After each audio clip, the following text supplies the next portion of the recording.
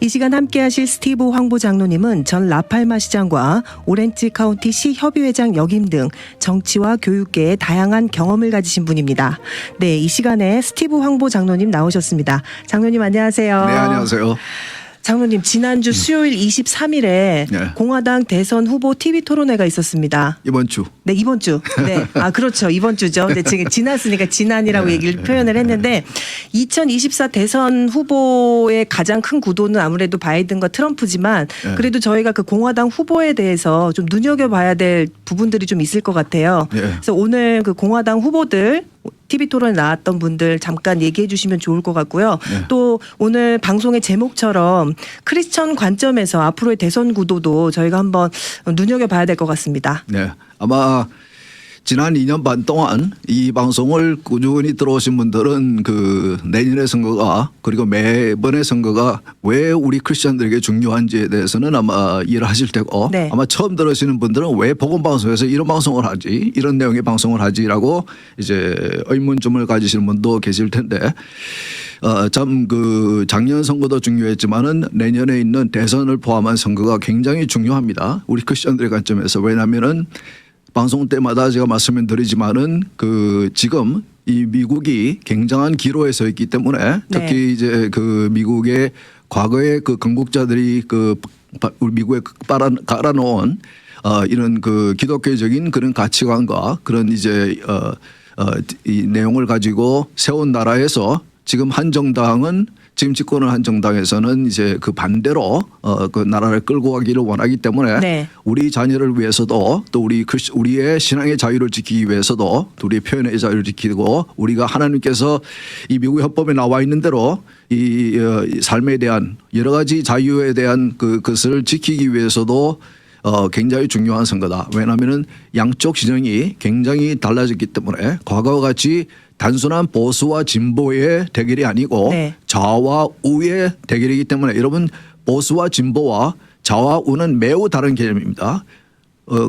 이 좌가 보수가 될 수도 있어요. 보수라는 것은 이 변화에 대해서 굉장히 이렇게 조심스러워하는 그런 사람들이 성향을 가진 사람들이고 진보라는 것은 전통적인 진보, 트래디셔널 진보는 이 변화에 대해서 보수들보다는 조금 더 이렇게 빨리 받아들이는 네. 그런 이제 그 성향을 가진 분들을 이제 우리 그렇게 얘기를 하는데 과거에 민주당과 공화당은 그 보수와 진보를 왔다 갔다 하는 그런 모습은 보였지만은 좌측으로 가는 그런 정당은 없었습니다. 그러나 네. 지금의 그 이 양 정당의 모습을 보면은 한 정당은 우측의 모습을 그 가치관을 가지고 있고 한 정당은 좌측의 가치관을 가지고 있기 때문에 과거에 민주당을 지지하시는 분들이 굉장히 혼란스러워하시는 분들 지금 특히 정치하시는 분들 가운데 네. 굉장히 그 혼란스러워하시는 분들이 계신데 그래서 그 내년의 선거가 중요하다. 그리고 방금 말씀하신 대로 이제 본격적으로 내년의 대선을 앞두고 내년의 선거를 앞두고 사실 내년 봄 3월부터 여러 주에서부터는 이제 예비선거 프라이머리라고 하죠. 예비선거가 시작이 되기 때문에 이제 몇 달 남지 않았거든요. 그래서 이제 이번 주에 그 민주당은 지금 그 바이든 대통령이 후보로 나섰지만은 토론회를 할 그 의사가 전혀 없고 네. 그리고 그분은 그 내년 그 제너럴 일렉션 본선거에서도 그 이 야당의 후보와 토론을 하는 것에 대해서도 아직까지 커밋을 못 하고 있습니다. 그러나 네. 이제 그 야당은 지금 현직 대통령이 없는 상황이기 때문에 여러분들이 출마했죠. 네네. 그 가운데 방금 말씀하신 대로 이번 주 수요일 날 처음으로 밀워키에서 이제 그 처음으로 토론회를 가졌고 다음 달 한 달 후에 다음 달 말에는 이 남가주에 있는 시미밸리에 있는 레건 대통령 라이브러리에서 이제 또 시작해서 거의 매달 이제 토론회를 해나가기 시작하는데 지금 보면은 그 열 몇 명의 공화당 후보들 가운데 그 지난 방송에 설명해 드린 그런 이제 조건을 충족시킨 그렇죠. 9명이 토론에 참석을 해야 되는데 트럼프 대통령은 참석을 안 했습니다. 네. 의도적으로. 그것도 이제 설명해 드릴게요. 그리고 8명에서 나머지 2등부터 9등까지 8명이 참석을 했죠. 네네. 그 가운데 지금 그 토론회 끝나고 나서 그 누가 제일 잘했느냐, 누가 제일 덕을 받느냐. 왜냐하면 이제 이 첫 토론회이기 때문에 국민들에게 대통령을 통해서 하나의 이제 선을 보이는 네. 예, 맞선을 보는 것 같은 이제 그런 그 자신을 처음으로 소개하는 인트로듀스하는 이제 그런 토론이기 때문에 내용도 중요하지만은 강한 인상을 심어주는 것. 네. 그래야지 이번 토론회 첫 토론회에서 아주 너무 형편없는 그 퍼포먼스를 했다 그러면은 그분은 이제 다음 그 토론회도 그렇고 앞으로 대선에서 살아남기가 후보로 살아남기가 힘들어질 겁니다. 네네. 제가 볼 때는 한 두세 명은 다음 달에 있는 그 토론회에 토론회에 참석을 못할 것 같아요. 그런데 그래서 그 토론회 끝난 후에 어제도 오늘도 그 누가 제일 잘했느냐 여론조사가 있었나요? 여론조사도 있고 그냥 이 평론가들이 이제 평론도 네, 하고 네. 평가도 하고 여러 가지 측면에서 얘기를 하고 있죠. 그래서 이제 본격적으로 이제는 대선의 그 행보와 그 캠페인이 시작이 되었다 그렇게 볼 수 있을 것 같습니다. 제일 뉴스 타이틀에 보니까 장로님이 계속 말씀하셨던 눈여겨봐야 할 후보에 대해서 얘기가 나오는데 비백 라마스와미 얘기를 안 할 수가 없을 것 같아요. 예. 먼저 TV 토론회가 끝난 후에 이 사람의 이름을 검색하는 게 뭐 100만 뷰가 넘었다고 100만 조회수가 넘었다는 얘기도 들리고요. 예. 그리고 굉장히 선거 자금도 선거 후원금이라고 하나요? 예. 후원금도 모였다고 하는데요. 예. 그러니까 그 비백 라마스와미는 그 처음으로 그 선거에 출마한 사람이고 네. 정치에 그 한 번도 출마해 본 적이 없고 정치인인 적이 없었고 네. 그리고 본인의 그 말대로 투표를 딱 두 번 해봤대요. 지난 대선 때 그러니까 투표도 젊었을 때부터 이렇게 정치에 관심이 있어서 투표를 많이 해본 사람도 아니고 그러니까 정치 완벽한 이제 정치 신인이죠. 네. 그러니까 2016년에 트럼프가 처음으로 출마할 때와 똑같은 상황이에요. 아웃사이더죠. 네. 아웃사이더고 정치의 그 선거에 처음으로 출마했는데 대통령으로 출마한 이제 그런 상황이기 때문에 당연히 그 사람에게 관심이 쏠릴 수 있는데 특히 그날 토론에서 잘했어요 토론을. 이 친구가 똑똑하고 네.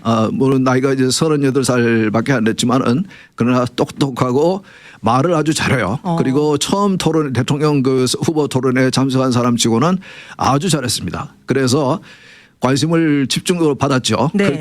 특히 이제 그분을 모르고 있던 그 이 시청자들 가운데 그분에 대해서 관심을 가질 수밖에 없죠. 그러니까 끝나자마자 인터넷을 통해서 그분을 검색하고 이 사람 어디서 온 놈이야 네. 하고 이제 그분의 배경을 대해서 좀 이렇게 들여다봤겠죠. 근데 그 토론을 마치고 여론조사라는 거 보면은 가장 그 잘했다라고 여론조사에서 1등으로 뽑힌 사람은 이제 그 론 디산티스 그 플로리다 주지사 그 친구도 나이가 많은 사람은 아닙니다. 44인가? 네. 그러니까 그 뭐 비박하고는 뭐 몇 살 차이가 안 나죠. 그러나 주지사고 그래서 그분이 특별히 이렇게 잘한 것은 없는데 토론회 때문에 그러나 큰 실수를 하지 않았다. 그러니까 이제 그 트럼프가 1등이고 네. 압도적인 큰 차이로 1등이고 그 다음에 이제 나머지는 도토리 기재기를 하고 있는데 네. 그 가운데에서도 제일 앞선 사람이 그분인데 론 그분이 디센티스. 그래도 큰 그 실수를 안 했기 때문에 그래서 이제 무난했다. 그래서 이제 29% 정도인가 제일 네. 잘했다고. 그러니까 큰 그 많은 분들이 그렇게 생각은 아니고 비슷비슷하죠. 그리고 한 26% 정도가 비백이 잘했다. 그것은 이제 네. 새로 나온 사람이니까 신선하니까 그리고 말을 잘하니까 똑똑하니까 그리고 토론회 처음 이 참석한 토론회 친구는 아주 효과적으로 잘했기 때문에 네. 그분의 이제 그러니까 이번 토론에서 가장 덕을 많이 본 사람은 아마 그 친구겠죠. 네. 다른 분들은 어느 정도 알려져 있고 그리고 나머지는 이제 그 니키 헤일리 그 전 사우스캐롤라이나 주지사이면서도 UN 그 대사를 지낸 네. 그 여성 유일한 여성이었죠. 8명 가운데 네네. 유일한 여성 그분이 아주 준비를 많이 했더라고요. 아주 똑부러지게 그리고 아주 강한 의조로 그 굉장히 그 자기의 경험을 살려서 그렇게 잘 토론을 했고 그리고 그 마이크 펜스 전 부대통령 그분이 지금 이제 좀 그 전에는 굉장히 점잖은 이제 그런 분이었는데 근데 이번에는 보니까 스타일이 자기 같이 대통령이었던 그 도널드 트럼프 스타일을 배웠는지 아주 강하게 나오더라고요. 다른 사람들이 하는 말을 끌어가면서 공격적으로 이제 그분이 지금 처해 있는 상황이 굉장히 지금 많은 지지를 못 받고 있기 때문에 그럴 수밖에 없다고 생각이 됩니다. 예, 그런 정도고 나머지 한 두세 분은 제가 볼 때는 이분들이 왜 출마했을까 전혀 그 유권자들에게 관심을 끌만한 그런 분도 네. 아니고 네네. 대선에 그 이 후보로 뽑힐 만한 그런 그분도 아니기 때문에 조금 이렇게 그분들은 아마 다음 토론회에는 참석하기 힘들 것이다. 참석 못하게 되는 이유는 이제 이 도네이션이 이렇게 그 선거 자금이 모금이 안 되기 때문에 돈이 네. 떨어지기 때문에 대선 후보에서 떨어지라는 경우가 대부분이죠. 그래서 이번 그 토론회에서 가장 득을 본 사람은 비백이다. 비백은 그래서 그쪽 캠프에서 그 이야기하기를 토론회 끝나자마자 1시간 이내에 40몇만 불의 모금이 몰려들었고 그리고 24시간 이내에 한 60몇만 불이 몰려드는데 보니까 평균 모금액이 도네이션의 평균 금액이 25불이더라.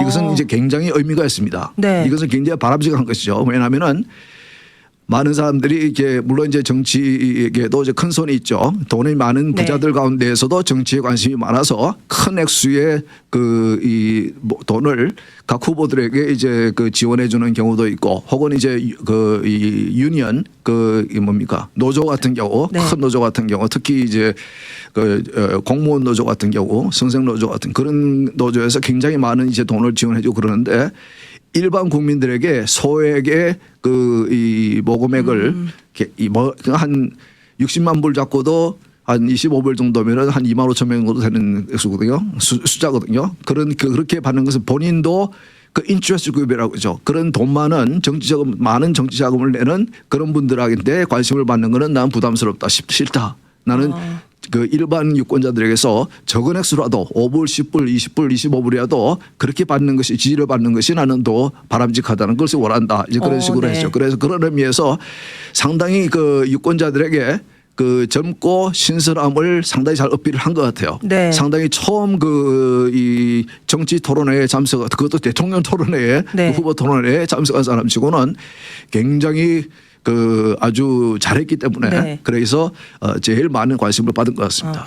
그러니까 비백 라마스와미가 잘 그렇게 토론을 했다고 말씀을 하시는데, 그러니까 어떤 내용들을 얘기했는지 저희한테 조금 설명해 주실 수 있을까요? 예, 네. 토론의 내용은 외교에 대한 얘기도 있었고 비백이 공격을 받은 그 이슈 중에서 가장 큰 것이 이제 외교에 관한 것입니다. 그분이 비백이 자신이 이제 이 선거 캠페인을 하면서 굉장히 많은 여러 미디어의 인터뷰 요청에 다 응하고 있고 많은 네.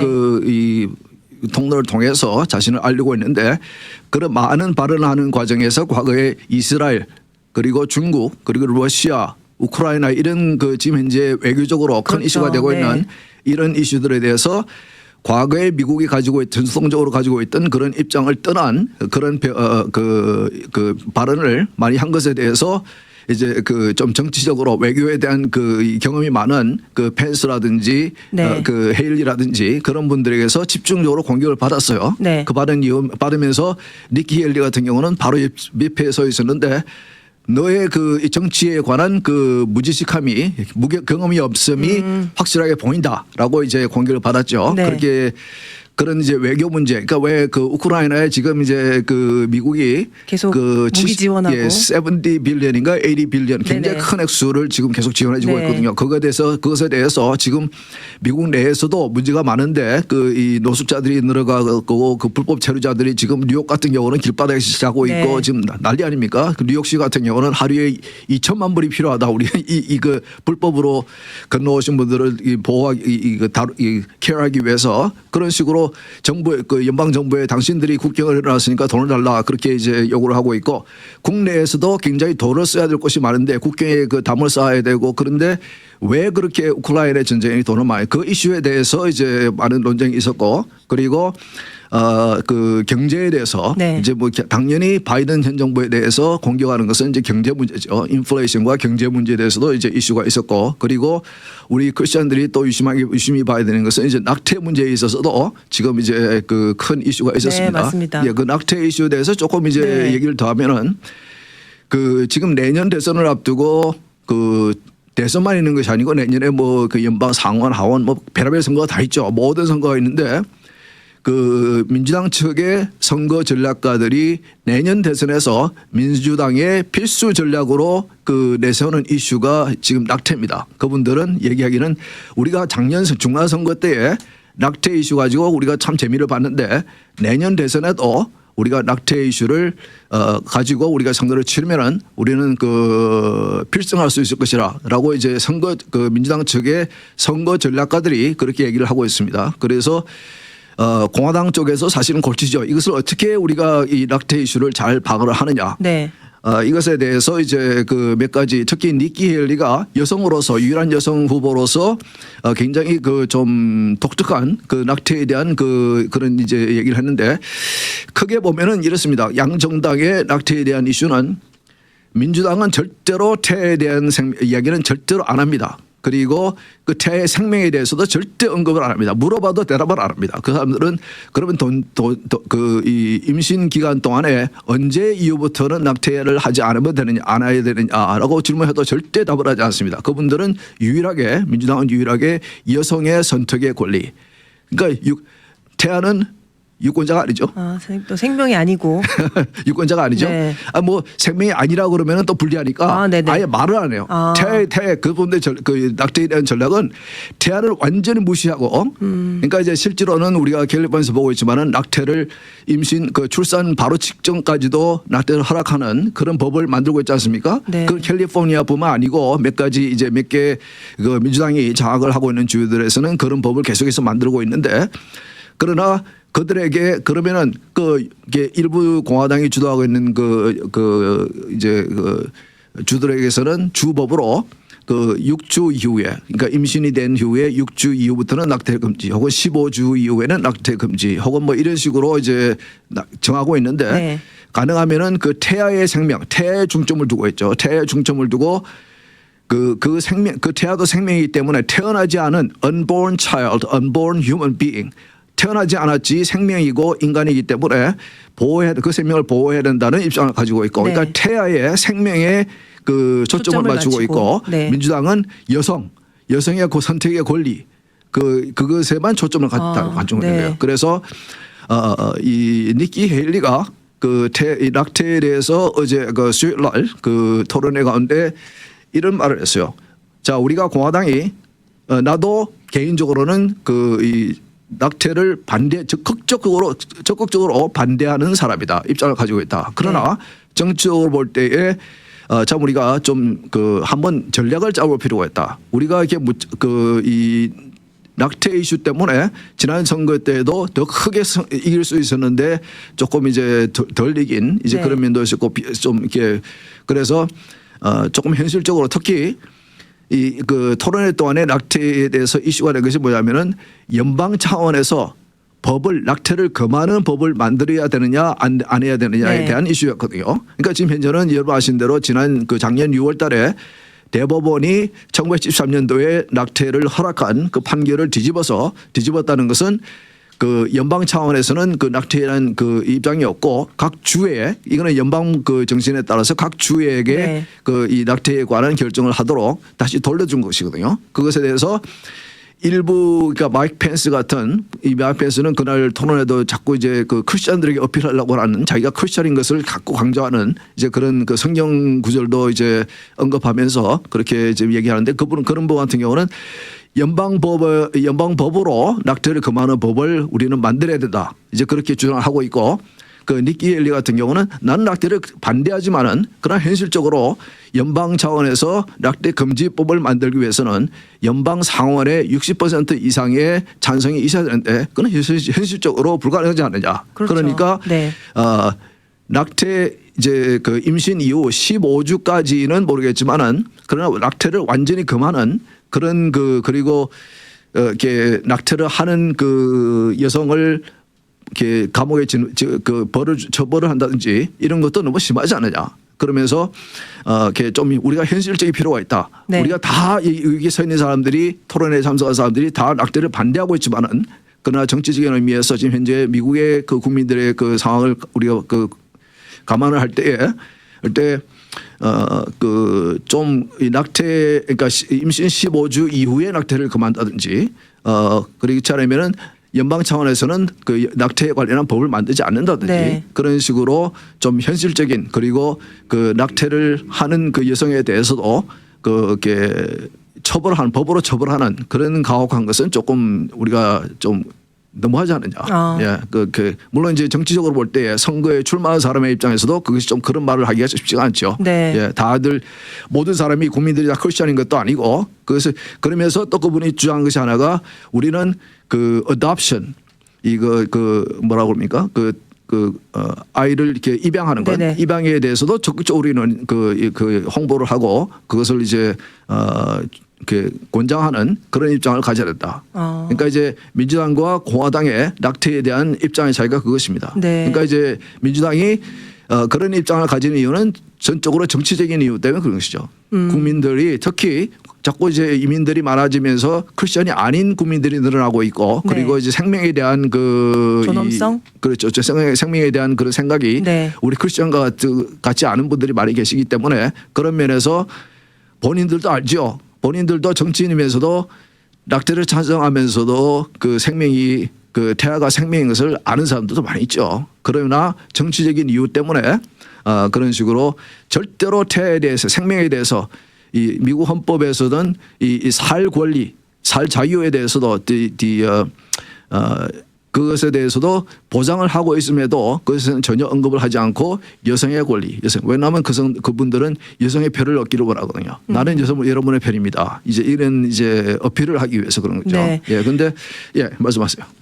지금 장로님 말씀하신 것처럼 오늘 방송을 들으신 분들은 민주당과 공화당의 이 낙태법에 대한 차이를 분명히 아셨을 것 같아요. 그리고 네. 앞으로의 대선에 있어서도 민주당과 공화당의 입장을 생각하시고 투표하실 수 있을 것 같습니다. 그래서 사실 제가 전에도 그 낙태 얘기를 하면서 몇 번 말씀드렸지만은 공화당도 고민할 수밖에 없을 것이다. 결국 네. 하면은 이게 낙태를 이슈를 가지고 사실은 낙태 이슈가 공화당의 입장을 잘 설명하면은 대부분의 국민은 저는 이해를 한다고 봅니다. 그러나 지금 그 민주당의 입장은 굉장히 낙태를 아주 다른 그 방면으로 국민들에게 그 설명을 하고 홍보를 네. 해나가고 네네. 있기 때문에 그쪽만 얘기를 하고 이 생명에 대해서는 전혀 얘기를 안 하고 네. 있기 때문에 마치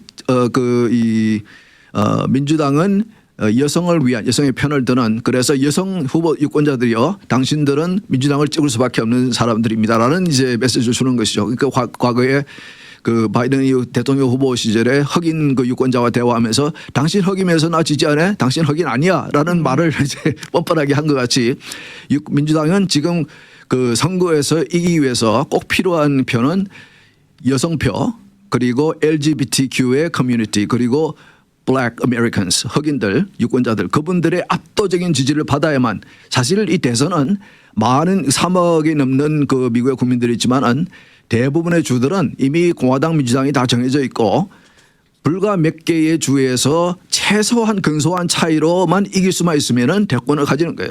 그렇기 때문에 지금 이제 뭐 제가 전에 말씀드렸죠. 전체 유권자 중에 한 3분의 1은 민주당, 3분의 1쯤은 공화당, 그리고 나머지 3분의 1 중에서 어느 쪽으로 가는 건데 그 중에서도 몇 개의 스윙 스테이트 우리가 이제 선거 때마다 늘 이게 이게 아주 아슬아슬하게 이 결정이 되는 그런 주들이 있거든요.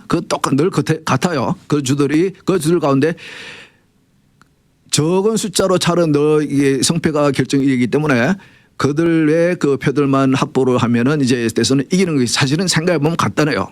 대선을 이기는 방법은. 그러나 그것을 확보하기 위해서는 민주당이 필수적으로 받아야 되는 표가 압도적인 흑인의 표와 압도적인 LGBTQ. 그래서 그분들이 속으로는 어떠한 신념과 어떠한 그 생각을 하고 있는지 모르겠지만 정치적으로는 그분들을 절대적으로 지지하는 정책들을 하고 과할 정도로 우리가 볼 때는 네네. 과할 정도로 하는 그런 이유가 그게 있는 거죠. 예.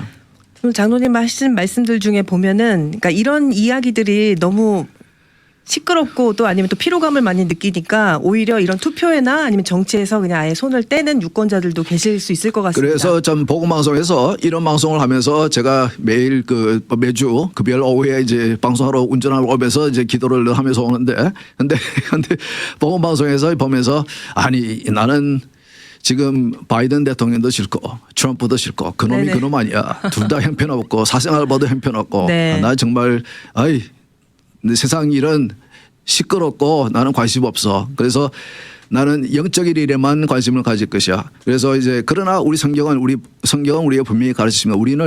우리를 세상과 등지고 살라고 그러지 않으시고 세상 속에서 in the world 세상 속에서 빛과 소금이라고 네. 성경은 우리에게 가르치고 계시고 그리고 우리는 세상 속에서 살아가고 있습니다. 그리고 세상 속에서 일어나는 일로 인해서 우리의 신앙의 자유도 우리 자손들에 대한 일들도 우리 자녀들에 대한 일들도 큰 영향을 끼치기 때문에 이것은 당연히 우리가 관심을 가져야 되는 것이고 그리고 여러분 그 후보들 정말 마음에 안 들죠. 정말 우리가 바라기는 이 보통 예배 시간에 주일날 이 대표 기도하시는 목사님들이나 장로님들이 위정자들이 하나님을 두려워하는 사람들을 뽑아주십시오 이렇게 하게 해주십시오라고 기도를 하시는데 실제로 이 선거에 나서는 사람들 보면은 정말 이 사람들이 신앙이 있는 사람일까? 네, 그런 온도차 때문에 아마 예, 기도하시면서도 그러실 수 있을 궁금하기도 것 하고 같아요. 그런데 네. 제가 이제 이런 말씀을 드리고 싶습니다. 여러분 하나님이 보실 때는 제가 볼 때는 그래요. 우리가 앉아서 아니 이 후보도 이놈도 정말 나는 꼴보기 싫어. 너무나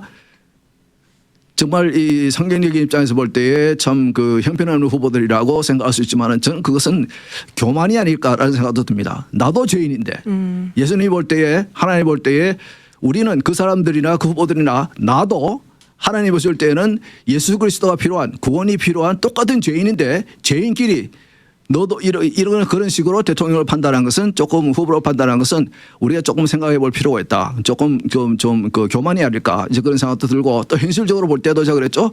여러분 대선 후보가 이렇게 나와 있는데 그들 가운데 어떤 크라이테리아 어떤 기준을 가지고 그렇죠. 지지하는 사람을 뽑겠습니까? 그중에 네. 가장 신앙이 좋은 사람을 뽑겠습니까? 당신이 어떻게 합니까? 우리가 어떻게 알아요? 그분 가운데 그렇게 말로만 성경 구절을 외워두고 그런다고 그분들이 실제로 그리고 만일 그 후보들 가운데 가장 신앙심이 깊은 것 같고 기도도 가장 많이 하는 것 같은데 가장 형편은 무능한 대통령이 나온다면은 여러분 어떻게 해서 그게 맞는 선택이라고 생각하십니까? 우리가 의사를 선택할 때에 우리가 플러버를 선택할 때에 우리가 변호사를 선택할 때에 그분들의 신앙을 보고 선택합니까? 가장 유능한 변호사, 가장 유능한 의사, 가장 우리 집에서 플러밍 프라블을 제일 먼저 잘 고칠 그런 분들을 우리가 선택하는 거예요.